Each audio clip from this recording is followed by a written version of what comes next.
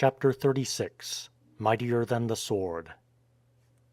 The sharp rattle of armor fell upon the ears of Paul when he awoke next morning. Looking up, he saw the Roman soldier who was to guard him.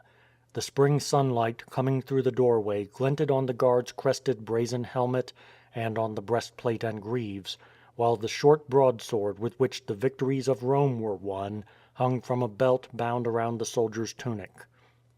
As at Caesarea, so in Rome, Paul was always to be guarded by a soldier.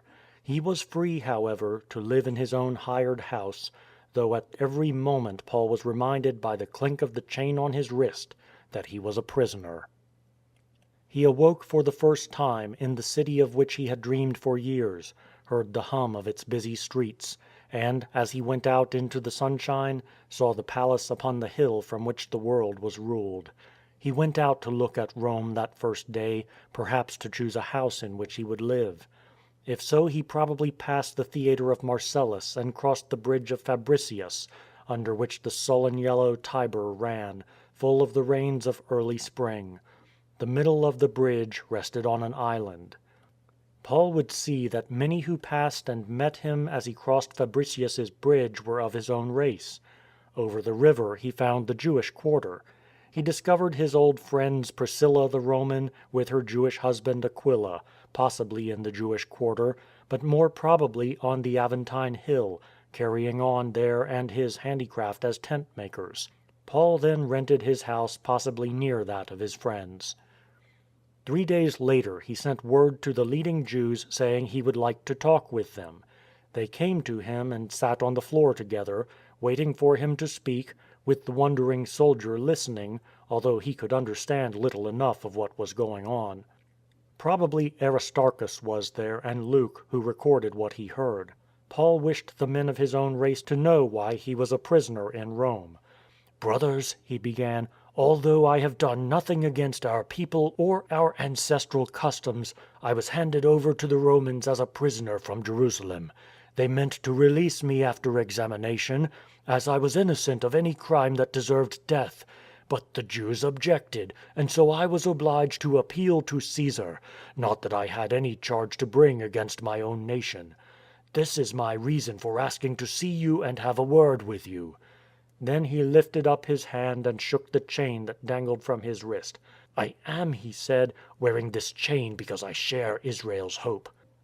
"We have had no letters about you from Judea," they replied, "and no brother has come here with any bad report or story about you. We think it only right to let you tell your own story. But, as regards this sect of yours, we are well aware that there are objections to it on all hands." Any letters that may have been written from Jerusalem to Rome about Paul may have gone down with the ship from Myra on the Malta coast. As there was not time to carry on any full discussion then and there, they arranged to come one morning and spend all day in discussion with Paul. They fixed the day and came to his quarters in large numbers. Paul explained what the reign of God meant, and tried to persuade them about Jesus from the law of Moses and from the prophets. Some were quite convinced by what Paul said; others argued. All day they talked, with intervals when they would take some dried fruit and bread together. At last the day was gone and the stars came out, but still they could not agree among themselves. Paul was weary and felt disappointed that here again the most difficult task was in dealing with the Jews themselves. As they were moving to leave the house he broke out into one last word. "It was an apt word," he said, "that the Holy Spirit spoke by the prophet Isaiah to your fathers, when he said, 'Go and tell this people, you will hear and hear but never understand. You will see and never perceive. For the heart of this people is obtuse, their ears are heavy of hearing, their eyes they have closed, lest they see with their eyes and hear with their ears, lest they understand with their heart and turn again, and I cure them.' Be sure of this," he went on, "that this salvation of God has been sent to the nations. They," and his free hand pointed across Rome, "they will listen to it." So the Jews went out, and Paul turned toward the men of many nations who lived in Rome, the men whom he saw as he walked in the streets and crossed the bridges and trod the Forum with his guard. As he walked from his house Paul saw here a gang of slaves lurching along to lay bricks in a new building which Nero was placing on the side of the Palatine Hill. There a Greek merchant from Corinth hurrying by, his mind full of the prices of fruit which he had just landed at the wharves. As he crossed the bridge Paul saw, by the Tiber, the ship porters — Negroes, Gauls, Britons, Belgians, Spaniards — running with bare feet to and fro across the gangways from the ships to the warehouses, with boxes of spices, dates and raisins, crates of early oranges, jars of wine, sacks of wheat, marble slabs, cheeses, silks — the produce of the East and West all brought to the hub of the world. He went through many narrow streets where the houses were huddled together and built of wood on brick foundations. In a corner he would see young fellows throwing dice, their eyes feverishly glaring at the tiny squares as they laid their stakes, heedless of the throngs of people who lingered or hastened by. As Paul neared the Palatine Hill, on which the gorgeous palaces of the Emperor Nero stood, he would see here a Roman noble on his horse, there a swaying litter carried on the shoulders of slaves, and as the breeze caught the silken curtains of the litter and blew them aside, Paul would see the proud face and rich auburn hair of a high-born Roman lady. Passing round the side of the Palatine Hill Paul's eyes looked down the splendid pavements of the Forum, the greatest glory of Rome, with its forest of gleaming columns, its mighty arches on which the story of the victories of the armies of Rome was carved, its cool colonnades whose marbles shimmered in the reflected light from the splashing fountains.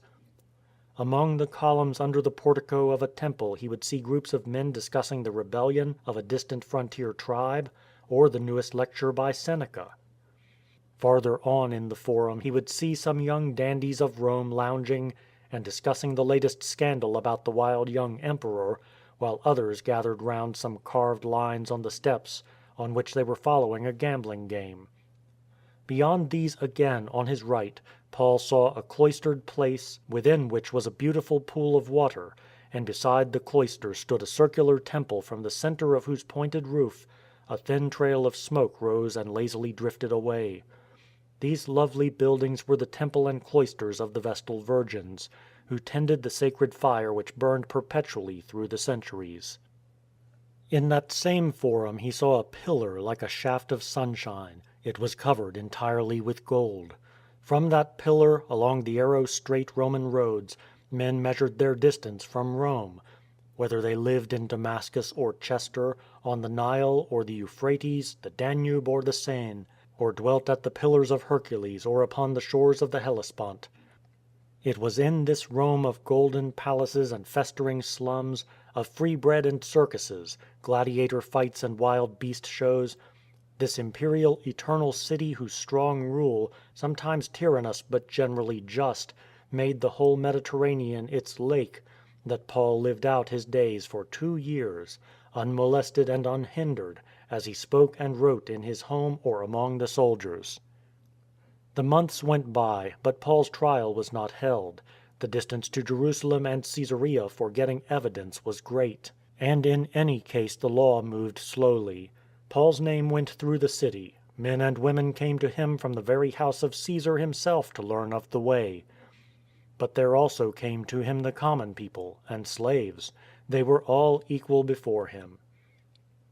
Beside the Romans and the slaves whom he saw, Paul had about him some of his best friends, Luke and Aristarchus, who had come with him from Caesarea, Timothy, who had rejoined him from the shores of the Aegean, John Mark, from whom he had parted so many years before, and who was now a close friend, Epaphras, a fellow prisoner, and new friends like young Demas. One day Paul was delighted, as the door of his house was darkened by the entrance of a man, to look into the face of his old friend Epaphroditus.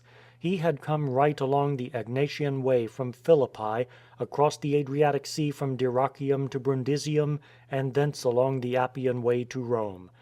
Epaphroditus carried with him a bag with a gift from the friends in Philippi to Paul, who was full of joy, not only at seeing his friend and receiving the gift, but at knowing that the brothers in Philippi, so far from forgetting him, still loved him and longed to see him. But Epaphroditus fell ill in Rome, so that Paul was afraid that he would die. However, he recovered.